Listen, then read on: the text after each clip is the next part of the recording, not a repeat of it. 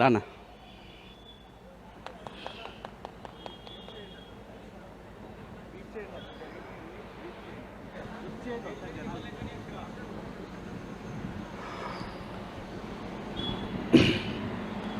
ఇక్కడికి విచ్చేసిన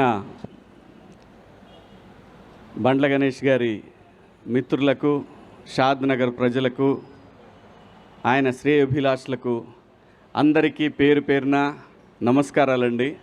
అలాగే టీవీ చూస్తున్న, సోషల్ మీడియాలో చూస్తున్న ప్రజలందరికీ కూడా ఈ పాదయాత్రకు మీ అందరి ఆశీర్వాదం ఉంటుందని ఆశిస్తూ, బండ్ల గణేష్ గారు ఇదే షాద్ నగర్ నుంచి హైదరాబాదులో ఒక చిన్న నటుడిగా మొదలుపెట్టిన ప్రయాణం ఈ రోజున ఒక బ్రాండ్గా, బండ్ల అంటే ఒక బ్రాండ్, బండ్ల అంటే ఒక వ్యక్తి కాదు, బండ్ల గణేష్ అంటే ఒక శక్తి.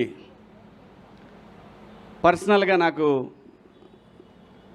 గణేష్ అన్నతోటి నాకున్న పరిచయం 30 సంవత్సరాల పైమాటే, 32 ఏళ్ళు. నాకు మొదటిసారి కలిసినప్పుడు కరెక్ట్గా వారం 10 రోజుల్లోనే ఆర్టిస్ట్గా చేస్తున్నప్పుడు నాకు కమ్యూనికేషన్ లేదు. అంటే ఫోన్ కానీ, అప్పుడు ఫోన్ కూడా లేదు, పేజర్ ఉండేదన్నమాట. ఎవరన్నా ఫోన్ చేసి ఆర్టిస్ట్గా మాకు కావాలి అని చెప్పడానికి పేజర్ ఉండేది.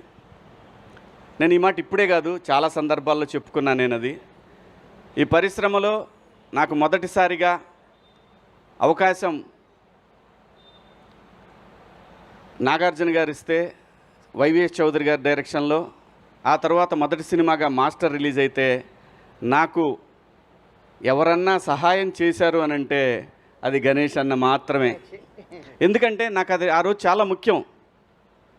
మనకి టెలిఫోను, ట్రంక్ కాల్స్ ఇలాంటివి ఉన్నప్పుడు ఒక ఇంపార్టెంట్ విషయాన్ని చెప్పాలి అన్నప్పుడు గంటలు, రోజులు తరబడి జరిగేది. అలాంటిది ఆ రోజు నా కమ్యూనికేషన్ అనేది, అప్పుడు అది ఎంత కాస్ట్ కూడా తెలుసా మీకు? అది 4000 5000 ఉండేది. అది రే శివ ఇది ఉంచుకోరా, ఎందుకంటే రూములకు రెంట్లు కట్టడానికి కూడా డబ్బులు ఉంటాయి కాదు, తనకు తెలుసు.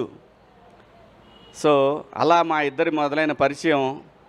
గణేష్ అన్న ఈరోజు ఇంతవరకు వచ్చాడంటే దీని వెనకాల చాలా చరిత్ర ఉంది.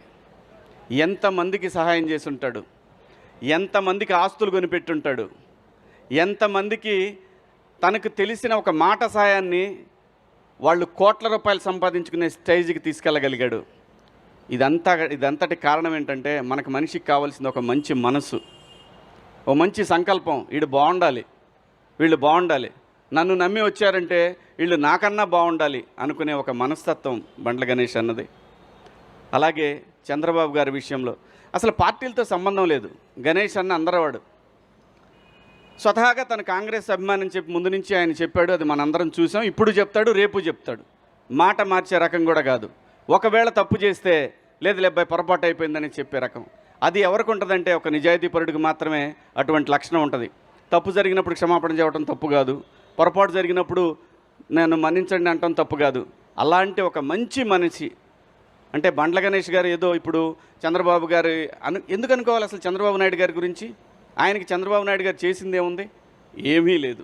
కానీ సమాజానికి చేసిన దాన్ని తన గుండెల మీదకి తీసుకొని ఇన్ని కోట్ల మందికి జీవితాలను ఇచ్చిన మహాన్ మనిషి జైల్లో ఉండటం ఏంటనేది ఆయన మనసులో పడింది. ఆ రోజున పడి ఒక ఏదైతే మనకి కృష్ణా గోదావరి నదులు ఒక చిన్న డ్రాప్తోనే మొదలవుతాయి, అలాంటి ఒక డ్రాపు ఒక మహా ఉద్యమంగా మార్చగలిగాడు.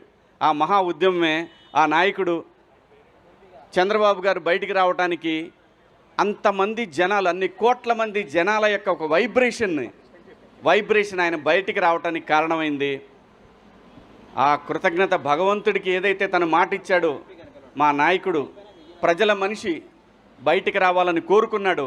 ఆ కోరిక మేరకు ఆ భగవంతుడు కరుణించి ఆ రోజున బాబు గారికి బెయిల్ రావడం, బయటికి రావడం.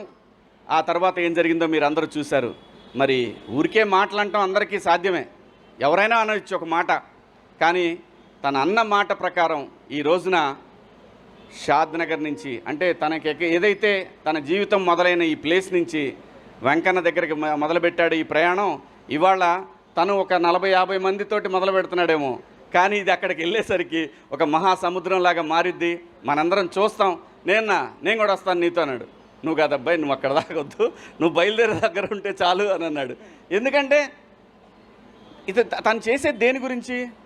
తనకేం లాభం లేదు దీంట్లో, తనకు వచ్చేది లేదు.